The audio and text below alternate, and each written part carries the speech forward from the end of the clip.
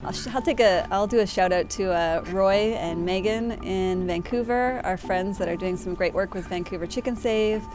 I've been vegan for about 8 years now, almost 9.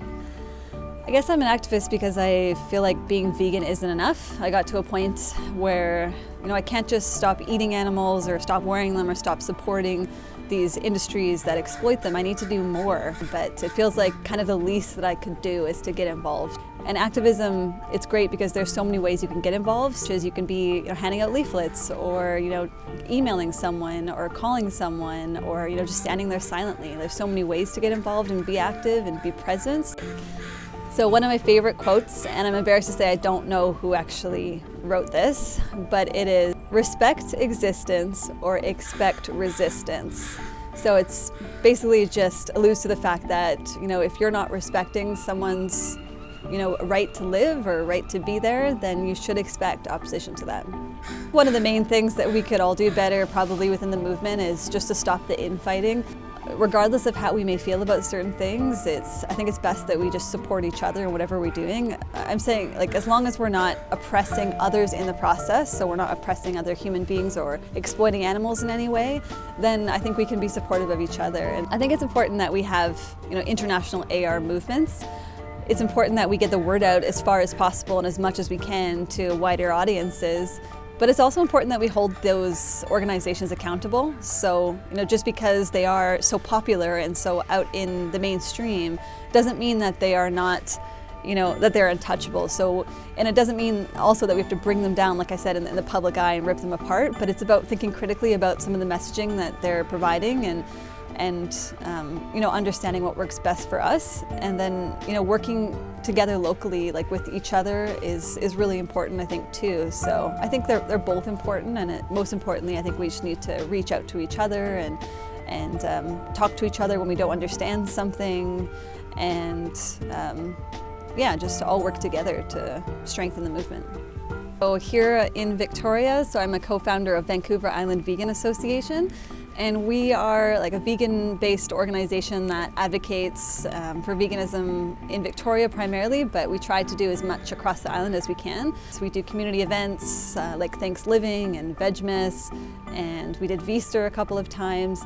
And our biggest events have been Vegtoria, our Veg Fest. So it was our first one last year that happened. That was a huge success, and there was thousands of people that showed up to help us celebrate veganism. We run another organization called IAL, which is Island Animal Liberation. So it's kind of like the animal rights sort of version of Viva. So obviously we are vegans and we're activists, and we think that that's a really important part of being vegan. But we also notice that when we bring those two together, there's often a lot of disagreement. So not everyone wants to be an activist, not everyone wants to go to a bake sale. So we found that separating them out allowed us to grow both audiences instead of putting them together, which kind of created more conflict. So having IAL separate has worked that way. And through IAL, we have done National Anti-Fur Days. We've done our annual Mother's Day event, which is at Island Farms, which we call Island Harms, because they're our biggest dairy supplier here on the island. Because of our activism in front of Capital Iron, they now no longer carry Canada Goose. I think it was 3 years ago now as Vancouver Island Vegan Association, and we've seen some incredible events happen through our leadership and through other directors and volunteers in the community, and we're really excited to see it continue to grow.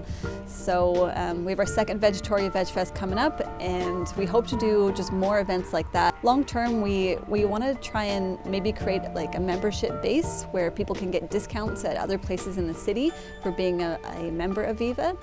And we also want to do bus ads, so vegan bus ads on city buses, maybe a billboard, things like that. So we have big hopes for it for sure.